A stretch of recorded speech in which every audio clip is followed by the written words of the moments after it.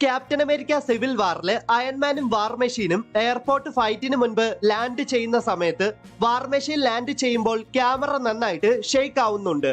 എന്നാൽ Iron Man land ചെയ്യുമ്പോൾ camera shake ആവുന്നില്ല. ഇവിടെ ക്യാമറ ഷെയ്ക്ക് ആവുന്നത് മറ്റൊന്നും കൊണ്ടല്ല, അയൺമാന്റെ സ്യൂട്ടിനേക്കാൾ വാർ മെഷീന്റെ സ്യൂട്ട് കൂടുതൽ ഹെവിയർ ആണെന്ന് കാണിക്കാൻ വേണ്ടിയാണ്. ക്യാപ്റ്റൻ അമേരിക്ക സിവിൽ വാറില് സൊക്കോവിയ അക്കോർഡ്സ് കാരണം അവഞ്ചേഴ്സ് രണ്ടായിട്ട് വേർപിരിയുന്നുണ്ട്. ഇവിടെ ക്യാപ്റ്റൻ അമേരിക്കയുടെ സ്യൂട്ടിലേക്ക് ശ്രദ്ധിച്ചു നോക്കിയാൽ ക്യാപ്റ്റൻ അമേരിക്കയുടെ സ്യൂട്ടിൽ നിന്നും അവഞ്ചേഴ്സിന്റെ ലോഗോ നീക്കം ചെയ്തേക്കുന്നതായിട്ട് നമുക്ക് കാണുവാൻ സാധിക്കും. കാരണം ക്യാപ്റ്റൻ അമേരിക്ക അപ്പോൾ അവഞ്ചേഴ്സിന്റെ ഭാഗമല്ല. അതുകൊണ്ടാണ് ക്യാപ്റ്റൻ അമേരിക്ക സിവിൽ വാറിൽ ക്യാപ്റ്റൻ അമേരിക്കയുടെ സ്യൂട്ടിൽ നിന്നും അവഞ്ചേഴ്സിന്റെ ലോഗോ നീക്കം ചെയ്തിട്ടുള്ളത്.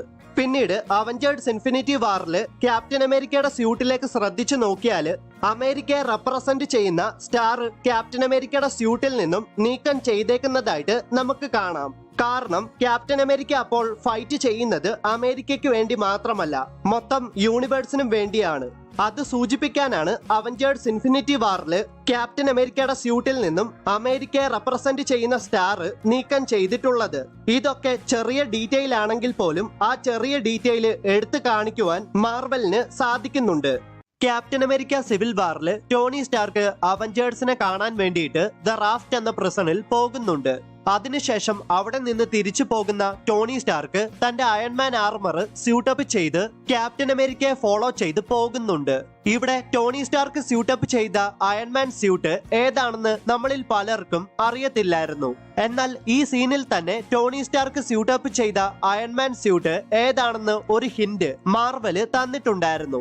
എന്നെ പോലെ ഒരുപാട് പേര് അത് ശ്രദ്ധിക്കാതെ പോയി. ടോണി സ്റ്റാർക്ക് തന്റെ അയൺമാൻ സ്യൂട്ടപ്പ് ചെയ്യാൻ വേണ്ടിയിട്ട് അദ്ദേഹം ഒരു ബട്ടണിൽ അമർത്തുന്നുണ്ട്. ഇവിടെ ഈ സീനിൽ ആ ബട്ടന്റെ അടുത്ത് തന്നെ ആ സ്യൂട്ടിന്റെ നെയിം കൊടുത്തിട്ടുണ്ട്. അതായത് MKXLVI എന്നാണ് അവിടെ കൊടുത്തിട്ടുള്ളത്.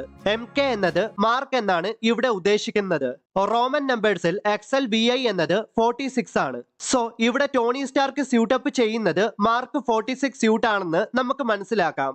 ക്യാപ്റ്റൻ അമേരിക്ക സിവിൽ വാറിൽ അവഞ്ചേഴ്സ് തമ്മിലുള്ള എയർപോർട്ടിലെ ഫൈറ്റിന്റെ ഇടയ്ക്ക് അയൺമാൻ ക്യാപ്റ്റൻ അമേരിക്കയെ പഞ്ച് ചെയ്യാൻ ശ്രമിക്കുമ്പോൾ ക്യാപ്റ്റൻ അമേരിക്ക ഒരു പ്രത്യേക ആംഗിളില് തന്റെ വൈബ്രേനിയ ഷീൽഡ് പിടിച്ച് അയൺമാന്റെ പഞ്ചിനെ ബ്ലോക്ക് ചെയ്യുന്നതോടെ അയൺമാന്റെ ആ പഞ്ച് സ്ലിപ്പായിട്ട് ആ പഞ്ച് നിലത്തേക്കാണ് പതിക്കുന്നത്.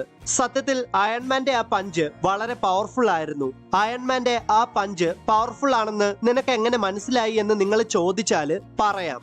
അതായത് ഈ സീനിൽ അയൺമാൻ പഞ്ച് ചെയ്തപ്പോൾ ഉണ്ടായ ആ നിലത്തെ വിള്ളല് കണ്ടാൽ തന്നെ നമുക്ക് മനസ്സിലാക്കാം അയൺമാന്റെ ആ പഞ്ച് എത്രമാത്രം പവർഫുൾ ആയിരുന്നു എന്ന്. ക്യാപ്റ്റൻ അമേരിക്ക സിവിൽ വാറിൽ ക്യാപ്റ്റൻ അമേരിക്കയും സ്പൈഡർമാനും ഫൈറ്റ് ചെയ്യുന്ന സമയത്ത് സ്പൈഡർമാൻ ക്യാപ്റ്റൻ അമേരിക്കയോട് ഇങ്ങനെ പറയുന്നുണ്ട്. അതായത് ക്യാപ്റ്റൻ അമേരിക്കയുടെ വീക്ക്നെസ് അദ്ദേഹത്തിന്റെ കാലുകളാണെന്ന് ടോണി സ്റ്റാർക്കിന് നന്നായിട്ട് അറിയാം. അവഞ്ചേഴ്സ് എൻഡ് ഗെയിമില് ക്യാപ്റ്റൻ അമേരിക്ക താനോസിനോട് ഫൈറ്റ് ചെയ്യുന്ന സമയത്ത് ക്യാപ്റ്റൻ അമേരിക്കയുടെ വീക്ക്നെസ് മനസ്സിലാക്കിയ താനോസ് ക്യാപ്റ്റൻ അമേരിക്കയുടെ കാലുകളെ ആക്രമിച്ചാണ് ക്യാപ്റ്റൻ അമേരിക്കയെ ഡിഫീറ്റ് ചെയ്യുന്നത്.